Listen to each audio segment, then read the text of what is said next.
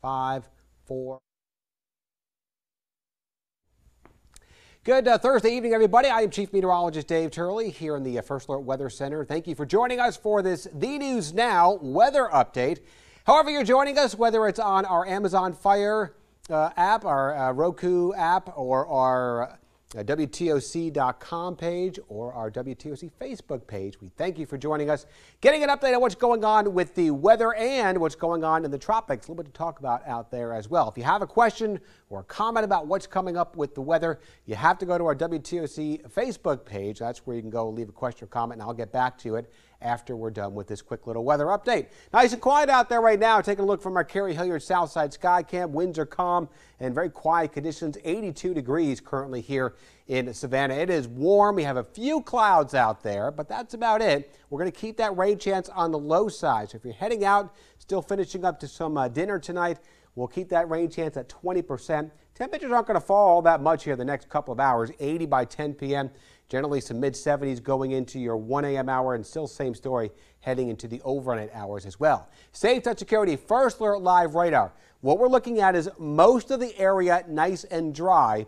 We're going to focus in on a little bit of shower activity here just to the west now of Hazelhurst, heading over towards the Lumber City area. That's going to move up towards Lumber City, maybe the Towns area, moving out of our region.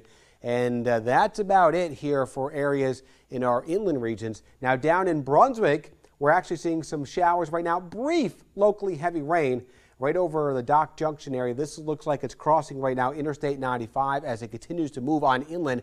It's going to be getting over towards the Thalman area by 9:27, the Atkinson area by about 9:38 as it moves into parts of Brantley County, and should continue to weaken as well. Now we do have a little bit of shower activity continuing into the offshore waters, and with that motion, more of an easterly wind, we are going to see that slight chance for a shower continuing over the overnight. Skies have cleared out pretty much for a lot of the inland areas here. 77 in Statesboro, just a few clouds there. 73 over in Baxley is our coolest reading. They had some rain showers move through. Still in the 80s with a few more of these clouds here along the coast. But again, everybody's seeing some relatively quiet weather across the area. And as you take a look at your satellite and radar, there it is. We had some of the showers and storms earlier, not a lot, though tended to make their way on inland and weaken. And there are more of this shower activity offshore. That's why we're keeping that slight chance for an isolated shower. But I really think most of us are going to be pretty quiet here overnight, even starting out tomorrow morning. Now, what we're going to be watching over the next couple of days, which will have a bigger influence on our weather, is going to be this cold front. Right now, stretching from Chicago back towards the Denver area.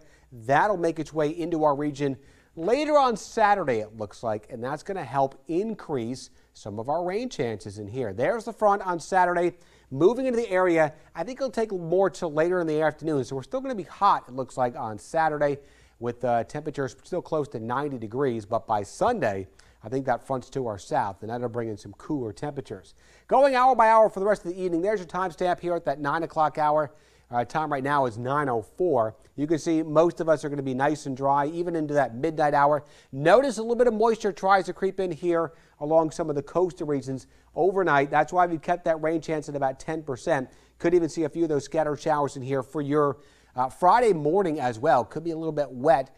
Can't even rule out an isolated thunderstorm in here, but thankfully nothing expected to be severe, and I don't think it's going to be too widespread, so most of your Friday morning should be just fine.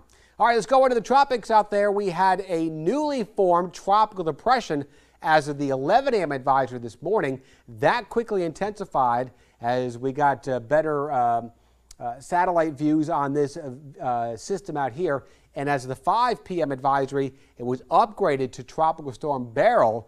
It's a very small system, continuing to move pretty quickly out towards the west right now at about 16 miles per hour. We're going to get another update on this coming up here in about another hour or so. And there is potential for this to strengthen pretty quickly, it looks like, over the next 24 to 36 hours. And this could be a hurricane in that time frame. Now, it's well out to the south and east of our area. Here's the Windward Islands. This is the Caribbean right there. It's in the southern central areas of the Atlantic, some 2,800 miles or so to the southeast of our area, and it's got no threat for our region. The official track from the Hurricane Center, again, does strengthen this to a Category 1 hurricane sometime early on Saturday morning. After we get through the next 36 hours or so, upper level winds are really going to start to increase, and the system actually is expected to dissipate with those upper level winds as you go into Sunday. So this only goes out to 72 hours. You see it weakening back to 62 miles per hour, and the system should dissipate before it even gets into the Windward Islands. The remnant area of showers and storms will continue to make its way westward. It looks like it's going to move into the Caribbean, maybe as far north as Puerto Rico and parts of Hispaniola. But as of right now, it is no threat to our area, so we can watch this one pretty safely, it looks like.